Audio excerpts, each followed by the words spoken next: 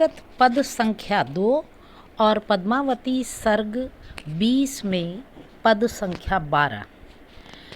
तो इस पद का वाचन इस प्रकार है। कुटिल केस सुदेश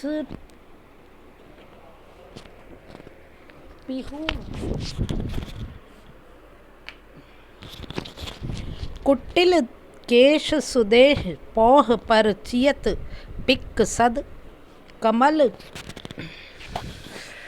कमल गंध वय संध हंस गति चलत मंद मंद श्वेत वस्त्र सोहे शरीर नव स्वाति बुंद जस भ्रमर भवई भुल्लहि सुझाव मकरंद बास रस नैन निरखी सुव पाए सुख यह सुदिन मूर्ति रचिय उमा प्रसाद हर सेरियत मिलहि राज पृथ्वीराज जिय। तो पद संख्या 2 के अंतर्गत कवि पद्मावती के मोहक रूप का वर्णन करते हुए कहता है कि पद्मावती के केश सुंदर और घुंघराले हैं, उसमें फूल गुथे हुए हैं। पद्मावती की वाणी कोयल के समान मधुर और सुरीली है।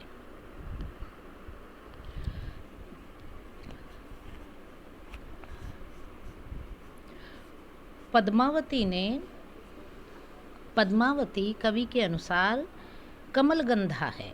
कमलगंधा का आशय होता है शरीर से कमल के फूलों की सुगंध का आना। तो कवि कह रहे हैं कि पद्मावती चूँकि कमलगंधा है, उसकी आयु वय संधि की है, अर्थात ना तो वह बाल्यावस्था में है और ना ही पूर्णतः यौवन अवस्था में है।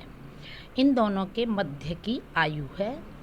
उसके शरीर में आयुजनित लक्षण प्रस्फुटित होने प्रारंभ हो गए हैं। वह हंस के समान मंद मंद चलती है, अर्थात मंथर गति से धीरे धीरे चलती है।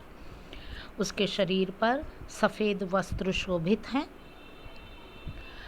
उसके नाखून मोती की सी श्वेत कांति वाले और सुडौल हैं, सुंदर हैं। भंवरे उसके शरीर से आने वाली मकरंद की सुगंधि से अनुरक्त हो, यानी कि उसके शरीर से आने वाली सुगंध से वशीभूत होकर अपने चंचल स्वभाव को भूलकर उसका रसपान करने के लिए दिन रात रानी पद्मावती, जो कि कमलगंधा है, उसके चारों ओर चक्कर काटते रहते हैं। यानी कवि कहना चाहते हैं कि जिस तरह से भंवरे फूलों पर मंडराते रहते हैं, इसी तरह से भ्रमर पद्मावती के चारों ओर घूमते रहते हैं।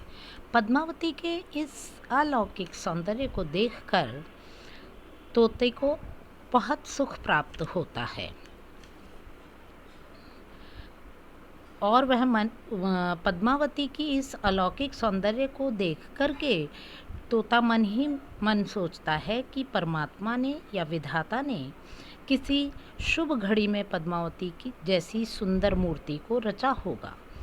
यह सोचकर वह मन में पार्वती की स्तुति पूजा कर शिव की ओर इस आशा से देखने लगा कि यदि शंकर भगवान कृपा करें, और मेरी भी मनोच्छा यही है कि इसे राजा पृथ्वीराज पति रूप में प्राप्त हों।